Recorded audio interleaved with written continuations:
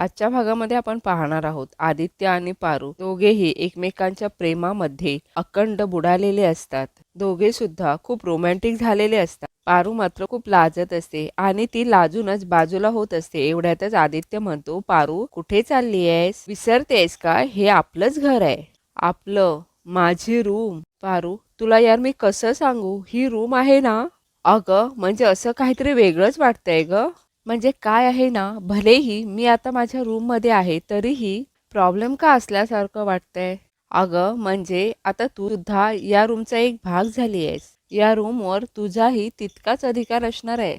हे बघ पारू, मला असं वाटतंय तू ही रूम आहे ना पूर्णपणे सजवू शकस मला वाटतं. तुला जर हा बेड जर त्या दिशेला पाहिजे असेल ना तरीही चालेल. म्हणजे तुला जर या रूम मध्ये काही बदल करायचे असतील ना तर माझी काहीही हरकत, इनफॅक्ट मला ते आवडेलच. यावर पारू म्हणते, हो आदित्य. त्यानंतर आदित्य पुन्हा पारूच्या जवळ जात असतो. तेवढ्यातच पारू म्हणते, आदित्य सर मी काय म्हणते, आपण एक काम करूया, तुम्ही वर बेडवर झोपा, मी खाली झोप. यावर आदित्य, काय? आदित्य पारूचा हात पकडतो आणि म्हणतो, काय? मी बेडवर तू खाली, काय चाललंय तुझं? अगं आजीच्या घरी आपण एकाच चटईवर झोपायचो ना, मग इथे आपण बेड शेअर करू शकतो ना. आणि हो, तू माझी बायको आहेस. ही रूम जेवढी माझी आहे ना सुद्धा आहे, आपली आहे. मला असं वाटतं. असं म्हणत आदित्य पारूला बेडवर बसव. पुढे आदित्य, मला ना हे सगळं स्वप्नवत वाटतंय. असं म्हणत आदित्य खाली बेडवर बसतो. बेडवर खाली बसल्यानंतर लगेच बेडच्या आतून आवाज येतो. त्यानंतर पारू आदित्यला वर उठवते आणि बेडवरील चादर बाजूला हटवते तर खाली सर्व पापड रचून ठेवलेले असते. हे बघून आदित्य म्हणतो, हे काय पापड? आदित्य म्हणत असतो, नक्की हे त्या प्रीतमचं काम असणार आहे. इतक्यात प्रिया आणि प्रीतम आत येतात. ते दोघेही खूप हसत असतात. आदित्य लगेच प्रीतमचा कान प्रीतम म्हणत असतो, हे बघ संसाराच्या बाबतीत ना मी सिनियर आहे तुझा, तू माझ्याकडून काही टिप्स घे रे. आदित्य म्हणत असतो, तुझ्याकडून टिप्स घेऊ मी? तुला लाज नाही वाटत हे सगळं करायला? आदित्य म्हणत असतो, हे सगळं काही जे केलंयस ना ते आत्ताच्या आत्ता उचल. असं म्हणून आदित्य प्रीतमला सर्व उचलायला सांगत असतो, परंतु प्रीतम तेथून धावत बाहेर निघून जातो. आदित्य सुद्धा त्याच्या मागोमाग जातो. त्या दोघांना बघून पारू म्हणत असते, या राम लक्ष्मणाच्या जोडीला कोणाचीही नजर नको लागू. यावर प्रिया म्हणते, किती प्रेम आहे ना या दोघांमध्ये. पारू हो असं म्हणते. प्रिया म्हणते, असंच प्रेम तुमच्या दोघांमध्ये सुद्धा वाढू देत. आदित्य आणि प्रीतम दोघेही पळत पळत श्रीकांतच्या रूम मध्ये येतात. श्रीकांत त्यांना विचारत, काय चाललंय हे?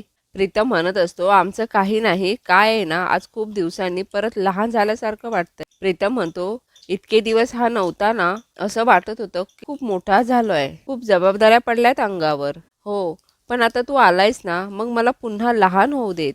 यावर आदित्य म्हणतो, असं काय बोलतोयस? मी इथे नसताना किती चांगलं सगळं हँडल केलंस तू आणि यापुढे सुद्धा करणार.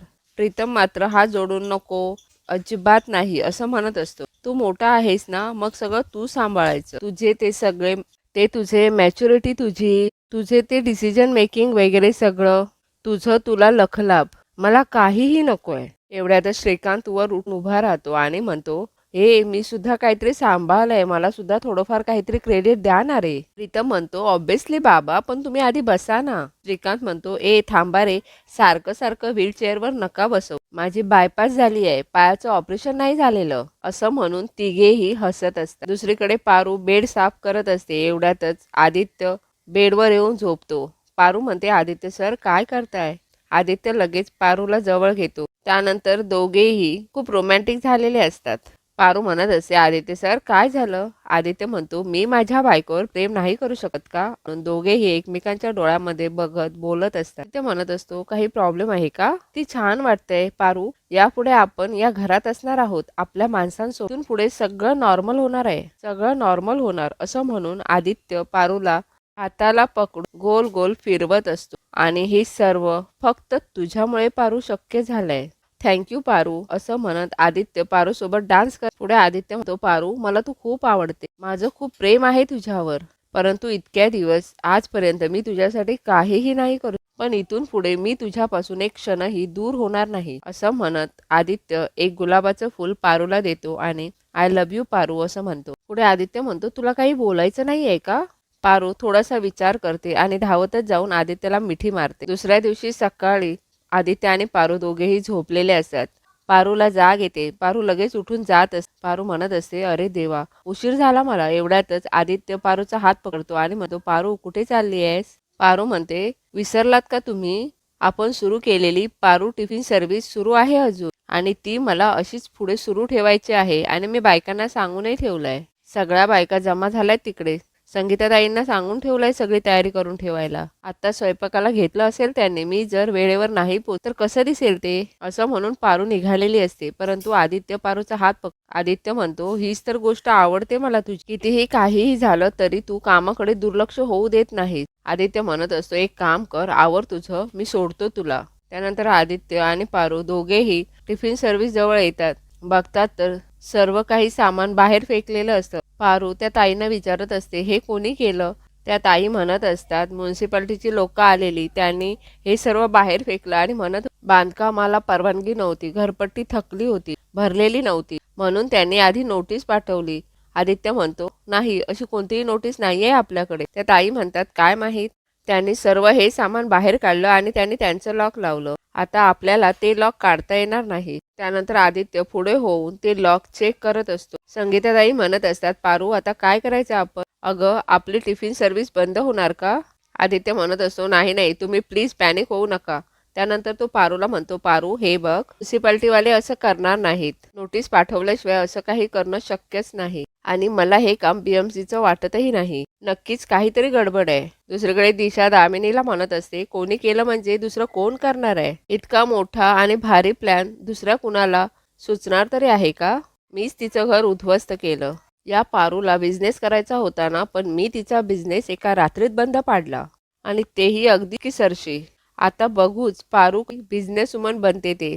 मला ना खूप जास्त आनंद होतोय. मी कम्प्लिटली डिस्ट्रॉय केलाय त्या पारूला.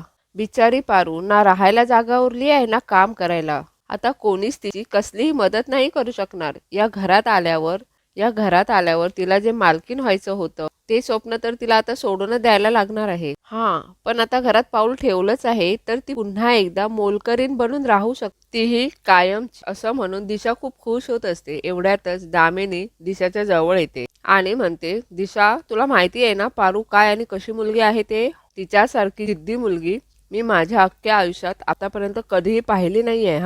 आणि मला खात्री आहे तिचा तो बिझनेस आहे ना, तो ती नक्की पुन्हा उभा करणार म्हणजे करणार. हे ऐकून दिशाला खूप राग येतो. दिशा म्हणतो, ए गप्प बस, तू नक्की माझ्या बाजूने आहेस की त्या पारूच्या बाजूने? दामिनी म्हणते, नाही अगं, मी तुझ्याच बाजूने आहे. अशी काय करतेस? तुझ्याशिवाय कोण आहे ना मला? अगं, तुझ्याच बाजूने आहे मी. त्यानंतर आदित्य आणि पारू घरी येतात.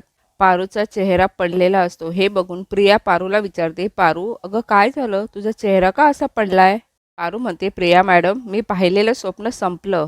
त्यावर श्रीकांत म्हणतो, पारू, जे काय झालंय ते स्पष्ट सांग. नंतर पारू घडलेला सर्व प्रकार त्या सगळ्यांना सांगत असते. प्रीतम पारूला म्हणतो, तू टेन्शन नको घेऊस. तुला टिफिन सर्व्हिसचं टेन्शन आहे ना, तू अजिबात टेन्शन घेऊ नको. आपण एखादं वेअरहाऊस घेऊ ना भाड्याने, नाहीतर आपण कमर्शियल जागाच घेऊ ना विकत. श्रीकांत करेक्ट असं म्हणतो. त्यानंतर प्रीतम आदित्यच्या बाजूला जाऊन बसतो आणि म्हणतो, दादा, तू तरी समजाव ना तिला. यावर पारू म्हणते, मला या घरातलं काही बी घ्यायचं नाहीये. प्रीतम म्हणतो, अगं पण का? पारू म्हणते, कारण देवी आईने माझा अजून पण स्वीकार केलेला नाहीये, त्यामुळे माझा कुठल्याच गोष्टींवर हक्क नाहीये. एवढ्यातच टिफिन सर्व्हिसच्या सर्व बायका पारूला भेटायला येत असतात. दामिनी त्या सगळ्यांना म्हणते, ओ, कोण आहात तुम्ही आणि असे घरात कसे घुसताय? त्यानंतर त्या सर्व बायका पारूजवळ जातात. पारू त्यांना म्हणते, ताई, तुम्ही इकडे कशा काय? त्या बायका म्हणत असतात, पारू, किचन बंद झालं तर आमचं आयुष्य पुन्हा पहिल्यासारखं होईल ग. टिफिन सर्व्हिसमुळे आमच्या आयुष्याला एक नवीन दिशा मिळाली होती. मी स्वतःच्या पायावर उभी राहू शकले, मुलांची फी भरू शकले, ते फक्त आणि फक्त टिफिन सर्व्हिसमुळेच. आणि खरं तर तुझ्याकडे काम केल्यानंतरच मला माझा गेलेला आत्मविश्वास पुन्हा मिळाला, जगण्याची नवी उमेद मिळाली. पारू, तुला तर माहिती आहे, माझा नवरा नेहमी नशेत असतो. त्याने ना कधी माझ्याकडे पाहिलं ना कधी माझ्या मुलांकडे. तुझ्याकडे काम करून मला नुसतं समाधान नव्हतं, तर माझ्या मुलांचं पोट सुद्धा भरत होतं. त्यानंतर त्या ताई म्हणत असतात की आम्हाला कळलंय की कोणीतरी हे मुद्दाम केलंय. त्या ताई म्हणत असतात, जेव्हा तुमचं सामान बाहेर फेकलं गेलं होतं ना, त्यावेळी तेथे केस रंगवलेली बाई आसपास फिरत होती, असं आम्हाला तिकडे खेळणाऱ्या मुलांनी सांगितलं, जी कोणी बाई असेल ना तिचा सत्यानाश हो. ती कधीच सुखी राहणार नाही. तिचा डाव तिच्यावरच उलटेल. इतक्यात आदित्य म्हणतो, हे बघा, मी सगळं समजू शकतो, परंतु तुम्ही आता शांत व्हा. आपण आपलं काम कसं सुरू करता येईल याकडे लक्ष देऊया आता. मी बघतो एखादी जागा मिळते का. परंतु काहीही झालं तरी पारू, आपण टिफिन सर्व्हिस पुन्हा सुरू करूयात. एवढ्यातच श्रीकांत म्हणतो, एक मिनिट आदित्य, जशी तुला जागा हवी आहे ना तशी एक जागा माहिती आहे मला. कुठे आहे बाबा ती जागा? श्रीकांत म्हणतो, अरे असं काय करतोस, आपला आउट हाऊस नाही आहे का? श्रीकांत म्हणत असो, ती जागा तशी पण रिकामीच आहे. ती रिकामी राहण्यापेक्षा तुमचं काम सुरू करा ना. त्यानंतर श्रीकांत पारूला म्हणतो, पारू तुझं काय म्हणणं आहे, तुला चालेल ना? पारू म्हणते, बाबा ही चांगलीच गोष्ट आहे, मला आनंद आहे त्याचा. पारू म्हणते, मी काम सुरू करेन, पण माझी एक अट आहे. श्रीकांत म्हणत असतो, आता कोणती अट? पारू म्हणते, मी आपल्या जागेत काम सुरू करेन, परंतु मी त्याचं तुम्हाला भाडं देईन आणि त्याला तुम्ही विरोध करणार नाहीत. या गोष्टीला श्रीकांत नाही असं म्हणत असतो, परंतु पारू म्हणत असे, नाही म्हणजे नाही. तुम्हाला जर का माझी अट मान्य असेल तरच मी तयार होईल. आदित्य म्हणतो, बाबा ती नाही ऐकणार, शेवटी तुमचीच सून आहे. पुढे श्रीकांत म्हणतो, बरं बाई, दे भाडं, मी तरी काय बोलणार ना तुझ्या पुढे. त्यानंतर आदित्य काही पैसे पारूजवळ देतो. पारू लगेचच ते पैसे नेऊन श्रीकांतला देते आणि म्हणते, हे घ्या बाबा टोकन. श्रीकांत पारूला म्हणतो, काय ना पारू, ते आउट हाऊस जरी माझं असलं ना तरी सुद्धा या घरची मालकीन अहिल्या आहे. काय आहे ना, घरात कोणतीही रक्कम आली तर ती रक्कम मी अहिल्याच्या हातामध्ये देतो. अहिल्या मात्र खूप रागाने श्रीकांतजवळ बघत असते. त्याच्यामुळे हे टोकन सुद्धा तू अहिल्यालाच दे. पारू लगेच अहिल्याजवळ जाते आणि म्हणते, देवी आई आपल्या जागेत काम सुरू करते आहे, त्याचं हे टोकन. अहिल्या मात्र काहीही न बोलता तेथून उठून जात असते. एवढ्यात श्रीकांत म्हणतो, अहिल्या, आलेल्या लक्ष्मीला नाही म्हणायचं नाही हे तूच सांगतेस ना मला. घे ते टोकन. अहिल्या लगेच मागे फिरते आणि पारूच्या हातातून ते पैसे घेते.